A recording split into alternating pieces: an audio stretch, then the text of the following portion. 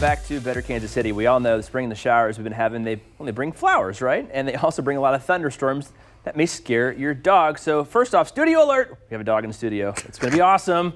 Dog trainer Mike Deathe is here to tell us what causes that and what you can do to make your dog feel more at ease. First of all, Leo is back in the house. She is. We love her. Yep. She is always so calm and just, she's just here to give scratches she to. Is. And you know what? I kind of just want to sit on the floor and just pet her, and then I'll just let you host the show. Is that okay? Sure, why not? But let's really talk about, and I really think I am. Can I come down here and hang with absolutely. you, Leo?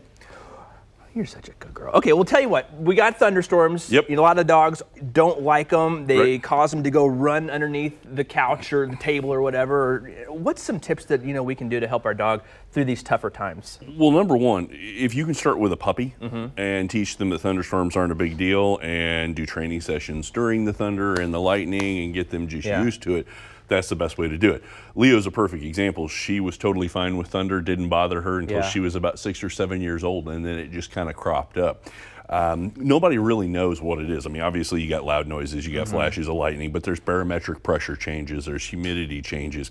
The older we get, we know a storm's coming because we're sore. Your joints your can joints hurt. Or hurt. Like that. So it's really, it can be all sorts of things. I think in the past, we were always taught, when a dog freaks out over a storm, you need to ignore them so you don't reward it. Yeah.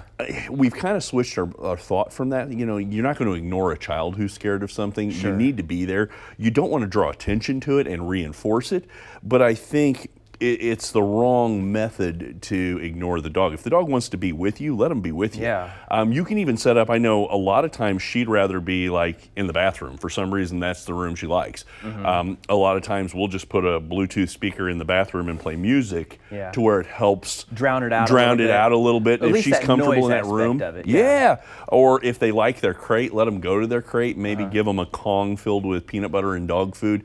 Anything we can do to pair positive stuff with the negative events. Kind of redirect that though, so it's not the main thing that their attention they is on. can't focus on it. Yeah. Now, is like your bathroom, is that like in the interior? I mean, we always talk about, have your spot to go during a storm, but is that bathroom an interior room, something that gets enough space between you and the outside? Personally, I think it's the smaller room in the house. Oh, so you just feel a little bit more I think it is. So a lot of contained. dogs who are crate trained will go to their crate because it's safe, it's a den, that's what they like.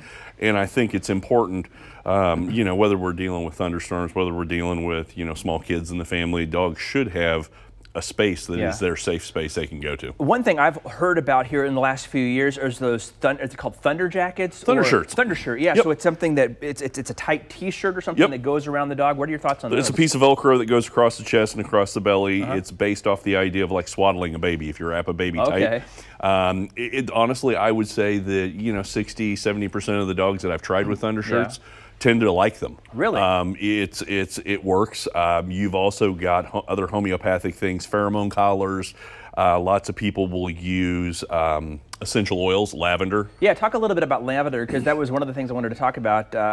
So it's a scent thing that picks up? It's a scent.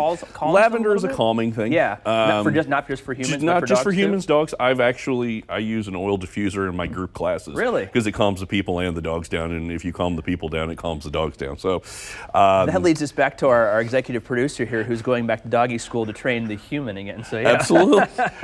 The dogs are sometimes not the issue. Sometimes it's the owners. No, you're totally right. It's all about consistency, right? It is. Preaching that consistency thing is I think just the key to being a good parent, whether maybe between kids or dogs in general, right? Now, I was going to say the other thing to keep in mind is as much as a trainer can do to help you with thunderstorm phobic dogs, bring your vet in. Yeah. Your vet and your trainer should be working together. There are pharmacology type items and medications that can really help dogs who are totally freaked out by storms. And if you've got an older dog who's been freaked out for 10 years of storms, that help with your vet, if you can get kind of working from both angles, will help a ton. All right. Well, he is Mike Deathe. She is Leo. We appreciate you being such a good little dog here today. So I'll give a high five. There it is. Good girl. All right, Belinda, over to you, but I'll give you a high five later.